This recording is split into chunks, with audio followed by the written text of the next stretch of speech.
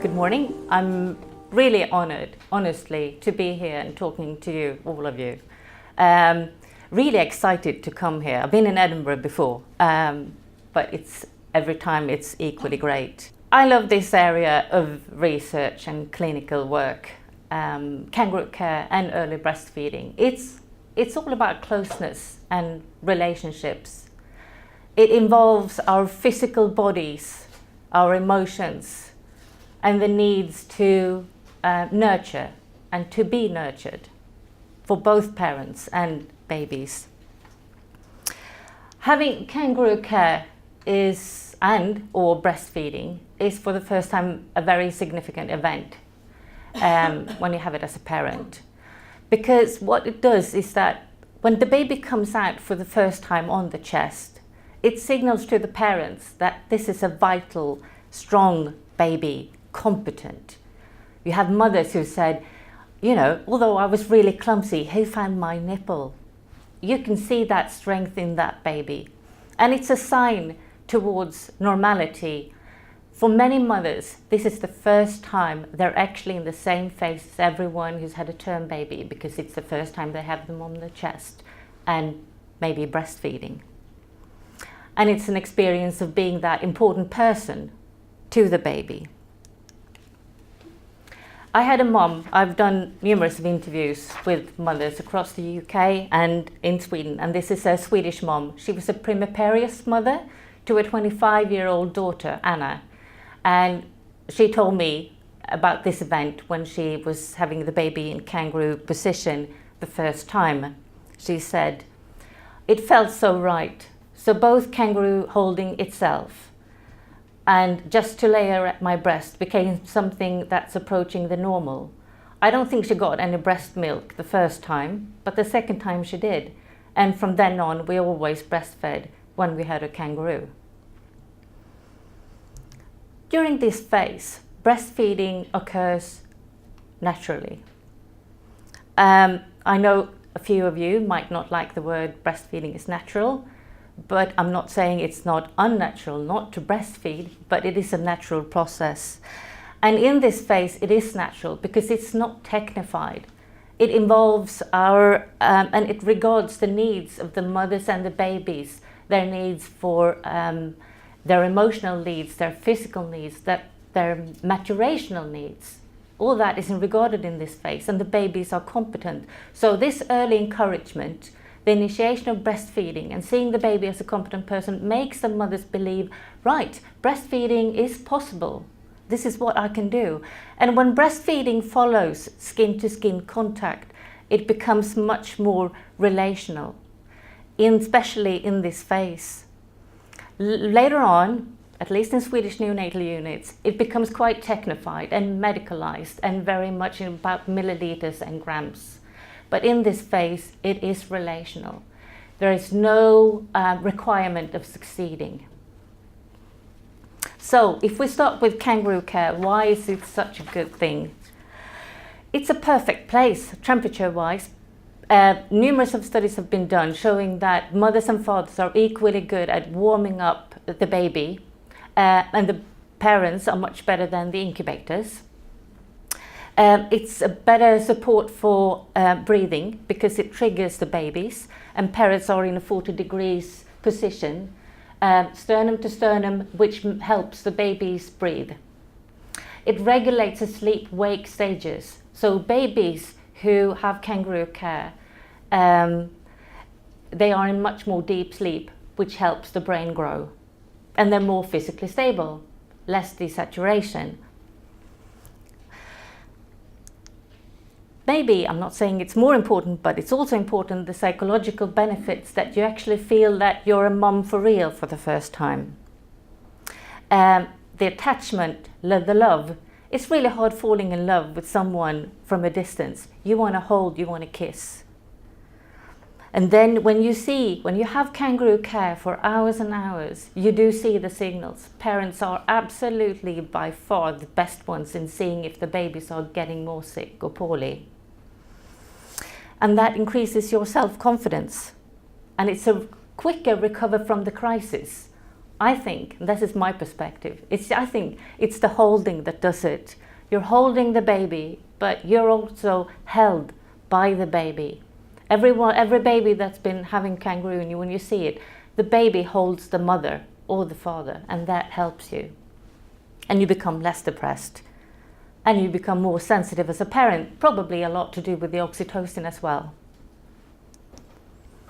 And we know that the outcomes of those babies who've had Kangaroo mother care, they're really good in comparison to those that haven't had Kangaroo care. And you see the reduced risks for a number of problems here. And they are much more likely to be breastfed. Despite there are about 1,000 studies now conducted on Kangaroo care, skin-to-skin contact, we still don't know the dose response. This study, this review, they couldn't tell whether it's 10 hours of skin-to-skin contact per day. Is that 5 times as good as having 2 hours? We can't say that, so the jury's still out. What we used to say in Sweden, I'm not saying that everyone says it, but I do anyway, the earlier you have it, the longer you have it, the longer periods you have it, and the more you have it, the better it is. So a bit like the more the merrier. In order to have Kangaroo care, you have to have somewhere to have it. And the environment signals to parents what we expect of you as a parent. It's displayed in what kind of setting we have. So here you have 4 different, very different places to sit or stand. So you have the room with no chairs. That signals that you need to stand. You can only stand. You might have a chair. This one is a cushioned chair. That tells you that you might be able to have and sit there for a couple of hours. A C-section, maybe less. This is a reclining chair in the middle one. That tells you as a parent, okay, I can sit here for quite a long time, maybe 6-7 hours. Now, in the far end picture, that's a dad laying with his 25-week-old baby in a bed, and the sibling is cleaning the incubator. That bed, if there's a bed there, that signals to a parent walking into a room for the first time, right, I am expected to be here for a long time, having a comfortable time, sleep, I might even stay over. So the environment are crucial to what we signal to parents. Kangaroo care is not cute. It's not warm and cuddly and nice. It's hard work. And we as staff need to facilitate that. What's important to think about is not only the comfortable beds and the reclining chairs, but we need to have a warm room. You can't have a baby in a very cold room. That doesn't work. You have to have dimmed light. You have to speak with a low volume. The alarms have to be on low volumes as well. A table next to the parents is really good to put the things that you want next to you.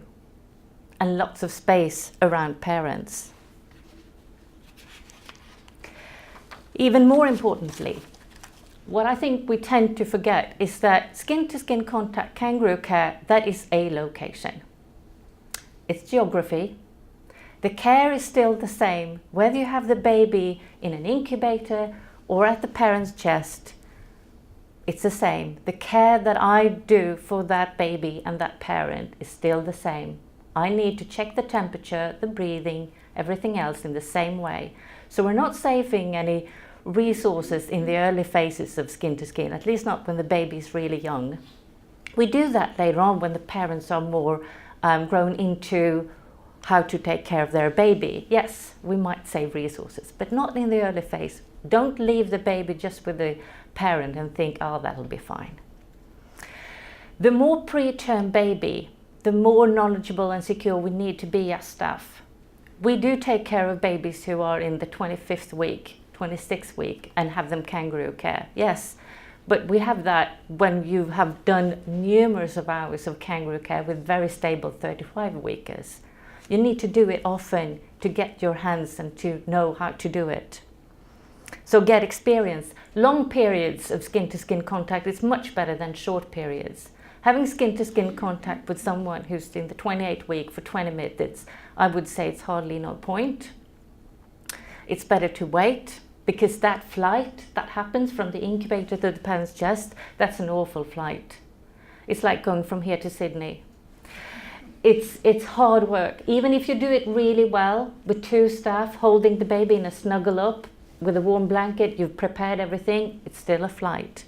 So when the baby arrives at the parent's chest and gets a bradycardia, the parents think it's their fault, but it's not, it's the flight. So longer periods, 6 hours, is much better than a very few short periods. We should always be careful to attention of heat loss. And in that context, I would like to say that kangaroo care is never conducted with a bra on. You need to remove that bra. In Sweden, we're very good with removing bras. It's our forte, you could say.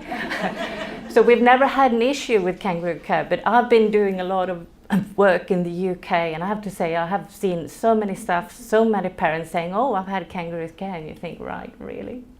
Didn't see much of that, because it's like 2 centimeters of skin, because the mother has a bra and the baby has a diaper, and in between that's a short space. That's not skin to skin, and then you can't remain that good temperature with the baby. So bras off. And we have to be facilitators and be very innovative when we support these babies and mothers. So how can we make a change? In my unit, 7 years ago, we cared for most babies in incubators, and we were very good. We were very good with NIDCAP. We were very proud of that. And sometimes ad hoc, we put baby to the mother's chest and wished for the best. That's how we did it, with no systematic idea about how to do this. And then we put them in a cot when they turned a bit older. It didn't feel right, it never did, and we had all these great stories coming from other countries and other units in Sweden as well, showing that it's actually possible to make a change. But we had a very small cramped space in my unit. In 2010, I was working as a care developer, and we wanted, like you, implement systematically kangaroo care early on. But how do you do that when you don't have a space? Well, you see, it doesn't take that much more space to have a grown-up bed instead of a bed. So what we did was just moving in beds. It actually looked horrible, because it looked like a campsite or a youth hostel.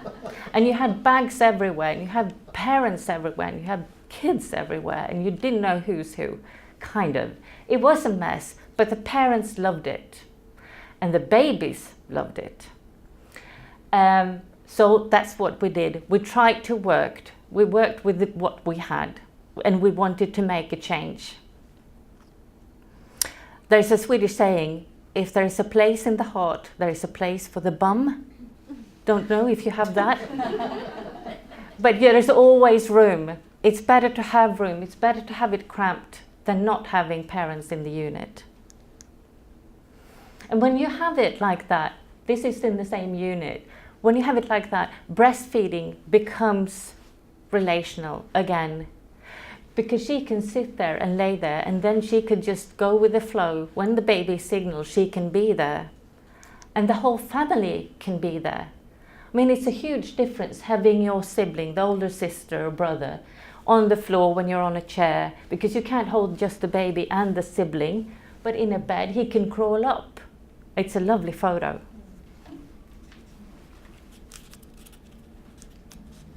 This is from another unit, well-known, Uppsala University Clinic.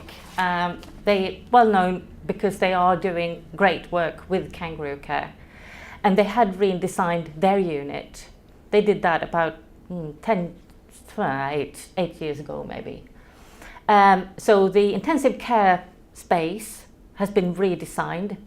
So this is a quarter of a room in the intensive care, but then all mothers and fathers have single rooms once the babies are kind of out of the ventilators. They also move in straight into that room after delivery if they're not in really need for intensive care. So these parents have a baby in the 22 babies, twins, in the 25th week, The ventilators are on both sides and they've scooped the beds together and then they are laying there almost 24/7. They leave the bed when they shower, eat and eat. And you can see they have magazines in the bed. This is William. He was born in the 22nd week. He has kangaroo care too. Not in the 22nd week. You need a lot of humidity in the first weeks. So before 28 weeks, we say that you need to have a medical doctor saying it's okay to make sure. But that's kind of it's only the heat loss and the humidity that is an issue. So that's not where you start when you haven't had it that much, but it's an example of, I think, where we are going. Within neonatal care, I think we have, at least I have, had a belief that mothers should sit and gaze at their babies when they have them in their arms for hours and hours. And once when you see moms reading a book, you thought, that's not good.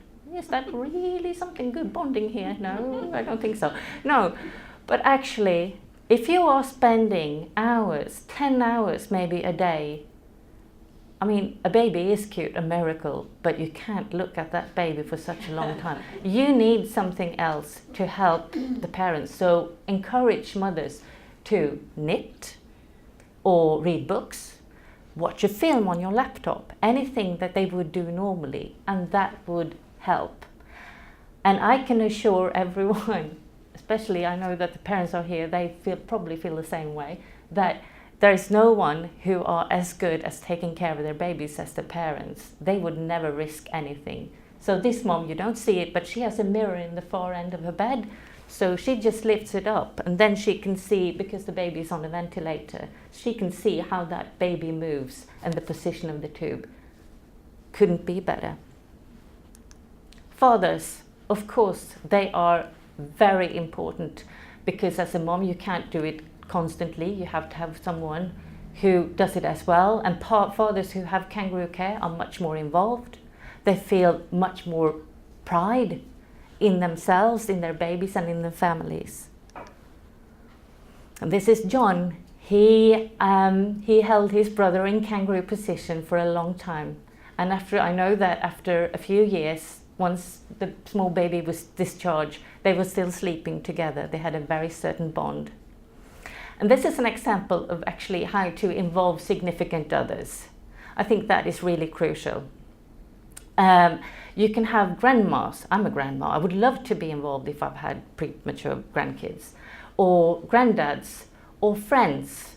Everyone can help out, because what happens when you have kangaroo care is a special bond, and that makes that whole network so much bigger. And that is something that premature parents often lack, because it kind of drains.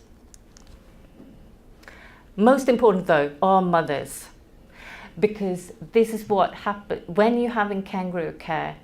You can breastfeed whenever your baby wants and signals. So all those subtle cues that the baby signals, that's what the mothers can pick up. And if the baby is with the dad, it's kind of the flight again. So having that kangaroo, you can just slide the baby up and down and no problems. In summary, huge benefits of kangaroo care for breastfeeding.